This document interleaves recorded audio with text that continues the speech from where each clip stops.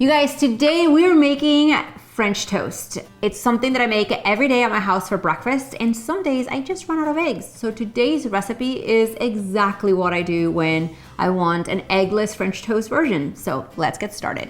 For starters today, I'm using some thick Texas toast. It's not what I use every day, but you're really special. And my kids are gonna be thrilled to get this bread when I get back after shooting this video. We're also using some almond milk, so you can keep that dairy-free, but use whatever milk you like. Instead of egg, we're using cornstarch. Cornstarch is what's gonna give us our crispy outside and hold everything together in this recipe.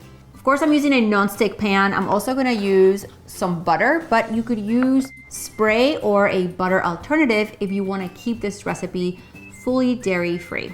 So let's get started by putting our milk in our shallow dish. To the milk, I'm gonna add the cornstarch. Now you can use a whisk, but I like to use a fork so I can push down the cornstarch and really incorporate it into the milk. Once you have no more cornstarch clumps, that's when you're gonna add your vanilla.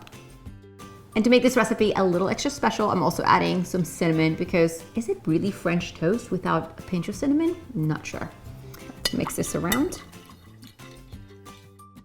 All right, so let's heat up our pan. And again, I'm using butter, but before you leave a comment hating on me, you can use any other dairy-free alternative that you may want. The key is that even though you're gonna use a non-stick pan, you definitely don't want your French toast to stick to it anyway. All right guys, so I'm gonna take my toast and soak it on both sides. And before it breaks and gets really soggy, that's when you put it in your pan. You wanna make this a medium heat so your French toast cooks evenly and it doesn't get too burnt before you flip it over. So you know it's time to flip when your base is golden brown. So good. Let's do the other one.